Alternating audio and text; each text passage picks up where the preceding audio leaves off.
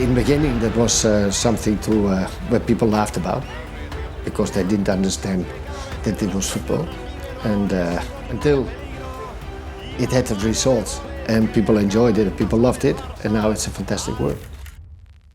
Johan Cruyff is regarded as the inventor of modern football, significantly influencing the game as both a player and a coach. As a player, he was a maverick, an innovator, someone that had all the pieces and the ingenuity to create moments in history, a progressor of the sport.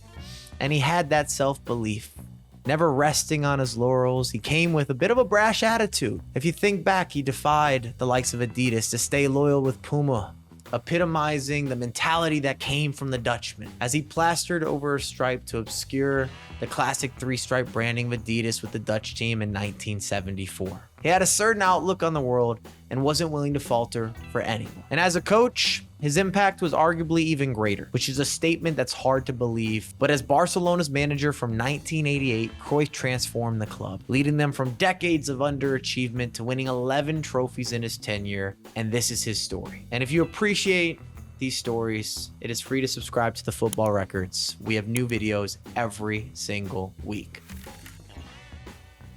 After retiring from playing, Johan Cruyff naturally transitioned into coaching, following the footsteps of his mentor, Rinus Michels. In June 1985, Johan Cruyff returns to Ajax, where of course he had immense success as a player. And it just seemed so fitting, even early doors. Cruyff took over a young Ajax side and quickly made his mark. And despite narrowly missing out on the league title to PSV in the 1985 and 86 season, Ajax had an impressive goal difference, scoring 120 goals throughout the season. During his period with the club, Ajax went on to win the KNVB Cup in back-to-back seasons, and that Ajax side, they were fresh, dynamic. There was a sense of excitement. In 1987, Cruyff led Ajax to victory in the European Winners' Cup, defeating their opponents 1-0 in the final, which confirmed that not only did Cruyff's Ajax succeed domestically in the league, but also was able to make their mark across Europe. Cruyff was known for his innovative tactics. He implemented a formation that became a hallmark of his coaching style throughout his career. He used 3 mobile defenders with an additional player covering space, effectively serving as a defensive midfielder.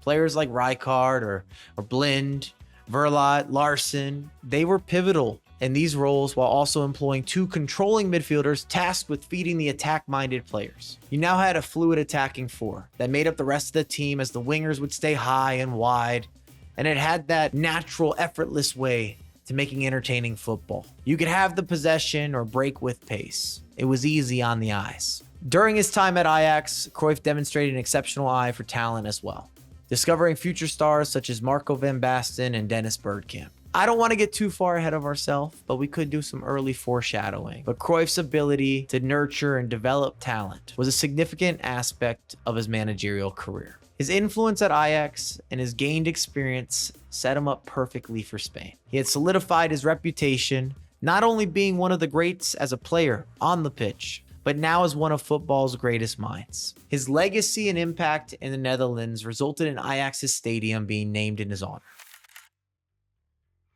Cruyff took over Barcelona after the Hesperia mutiny scandal, a period of internal turmoil and crisis for the club. The team was in debt, they were performing poorly, and they were plagued by a negative atmosphere and dwindling attendances. And the ex-Barcelona player, well, he had a task at hand. Could he turn things around at the club that he loved? Cruyff started by implementing his vision of attractive, attacking football.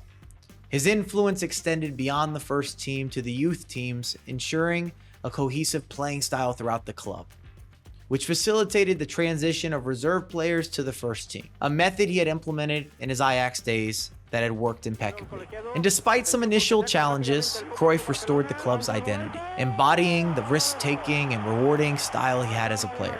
He was beginning to form that Barcelona-esque style that we know present day. Cruyff's emphasis on possession-based attacking football, it revitalized the team, leading to improved performances and results on the pitch, and a bit of a shift within the culture. Cruyff also brought in a mix of experienced internationals and emerging talents. Pep Guardiola, Chicky Biggerstein, Koeman, Michael Laudrup, Romario, Hadji, Stoichkov, many of whom would go on to use these teachings in their own managerial careers. Guardiola being the main alumni that has had an immense success, especially post-playing career. while Chicky Biggerstein follows the same philosophy behind the scenes as Manchester City's director of football. Cruyff's main strategy was simple. He wanted to instill confidence amongst the players, to play their own game, and to not be labeled or stuck into a system or a rigid tactic.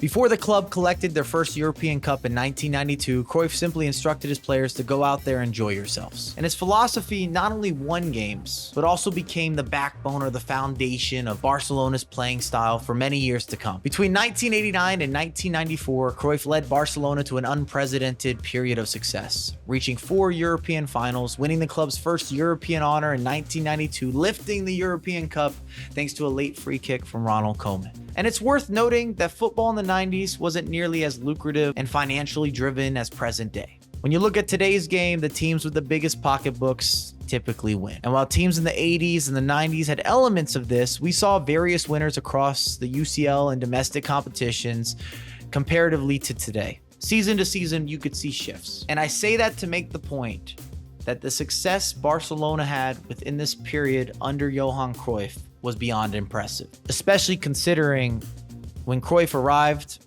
things were more or less in shambles. Even the tables were turning between the two juggernauts of La Liga, as previously Real Madrid were dominant.